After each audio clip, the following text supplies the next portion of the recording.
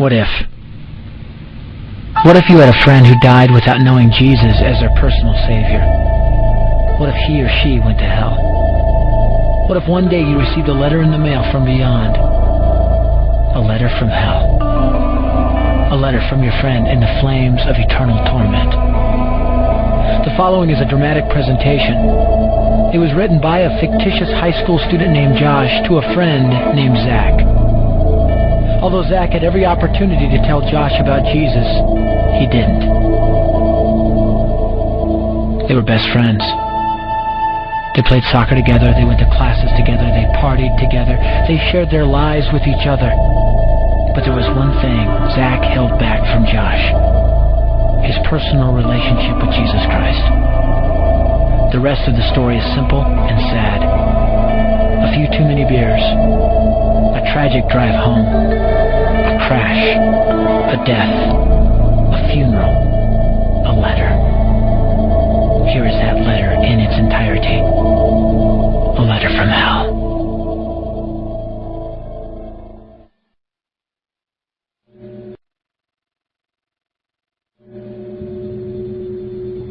Dear Zach, I died today. It's a lot different than I expected. You see, I always thought dying would bring me into a world that's foggy and hazy. But this place is crystal clear. It's even more real than my life on Earth. I can think. I can talk. I can even feel. Right after the wreck, I could feel my spirit leaving my body. It was the weirdest thing, Zach. I thought I heard you screaming out to me, man. I must have been just imagining things. At first, I was just standing in line, getting registered, I guess.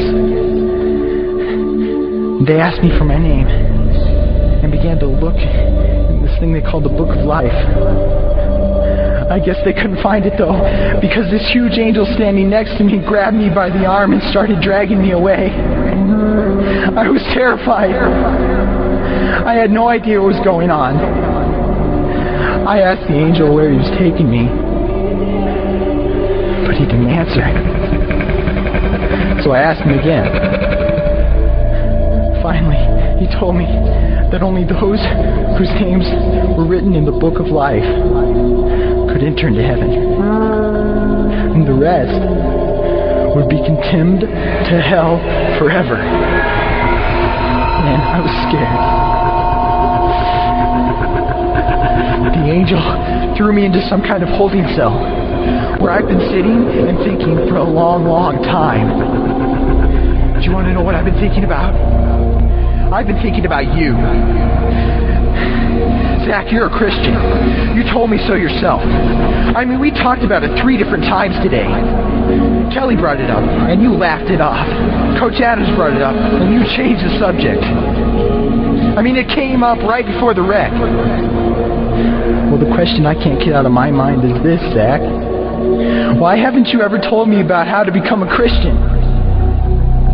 I mean, you say you're my friend, but if you really were, you would have told me about this Jesus and told me how to escape this terrible place that I'm headed for. I can feel my heart pounding in my chest. The angels who have been chosen to cast me into hell are coming down the hallway. I can hear their footsteps. I've heard of this hell, Zach. They call it the lake of fire. I can't stand it, Zach. I'm terrified. No, the angels are at the door. Oh, no. No! They're coming in, and they're pointing at me. They're grabbing me and carrying me out of the room. I can already smell the burning sulfur and brimstone. I can see the edge of the cliff where hell burns. This is it. I am without hope. We're coming closer. Closer. Closer. My heart is bursting with fear. They're holding me over the flames. I'm damned forever. This is it. They have thrown me in. Fire. Pain. Hell. Why, Zach? Why didn't you ever tell me about Jesus?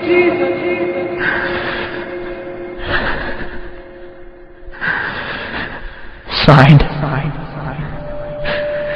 your friend, Josh. Your friend, Josh. P.S. Welcome. Wish you were here. Wish you were here. Wish you were here. Wish you were here. Wish you were here.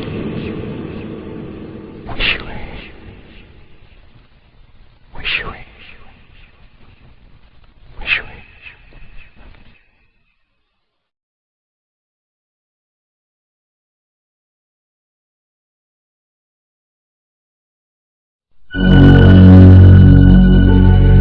Don't bother me.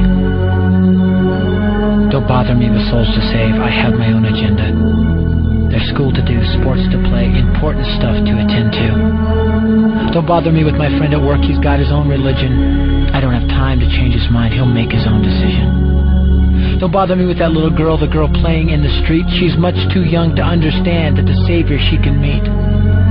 Don't bother me with the sounds I hear, the sounds of people shrieking, although I wonder who they are. Who are these victims screaming? Don't bother me with who they are. I really don't want the blame. Because it's my friend at work and that little girl.